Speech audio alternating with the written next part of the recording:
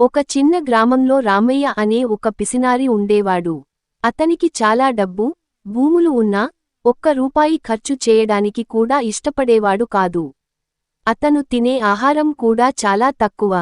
పాత బట్టలు వేసుకుని తిరుగుతుండేవాడు.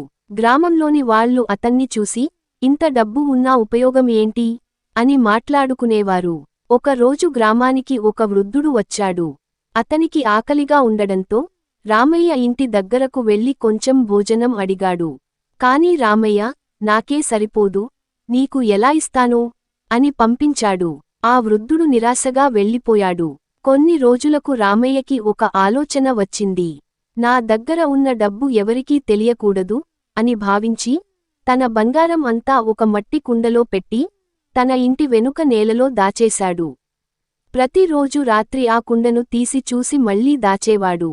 అలా చూసుకోవడం వల్ల అతనికి ఆనందం కలిగేది. ఒకరోజు అతన్ని ఒక దొంగ గమనించాడు. రామయ్య ప్రతిరోజు రాత్రి నేల తవ్వి ఏదో చూస్తున్నాడని చూసి అనుమానం వచ్చింది. రాత్రి రామయ్య నిద్రపోయిన తర్వాత ఆ దొంగ అక్కడికి వెళ్లి కుండను తవ్వి తీసుకుని పారిపోయాడు. మరుసటి రోజు రామయ్య ఎప్పటిలాగే వెళ్లి చూశాడు. కుండ కనిపించలేదు. వెంటనే అతను అరవడం మొదలుపెట్టాడు. నా బంగారం పోయింది, నా జీవితం అంతా పోయింది అని ఏడ్చాడు. గ్రామస్థులు వచ్చి ఏమైంది అని అడిగారు. రామయ్య జరిగిన సంగతి చెప్పాడు. అప్పుడు ఒక జ్ఞాని అతనితో ఇలా అన్నాడు, రామయ్య, నువ్వు ఆ బంగారాన్ని ఎప్పుడైనా ఉపయోగించావా?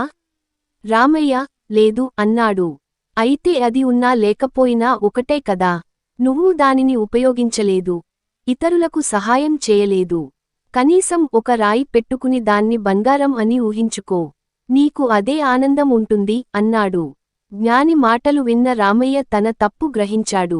డబ్బు దాచుకోవడం కంటే దాన్ని మంచి పనులకు ఉపయోగించాలి అని తెలుసుకున్నాడు. ఆ తర్వాత అతను తన జీవన విధానాన్ని మార్చుకున్నాడు. పేదవారికి సహాయం చేయడం మొదలుపెట్టాడు. గ్రామంలో అందరూ అతన్ని గౌరవంగా చూడడం ప్రారంభించారు. నీతి, డబ్బు దాచుకోవడం కాదు, దాన్ని సరైన విధంగా ఉపయోగించడం ముఖ్యము.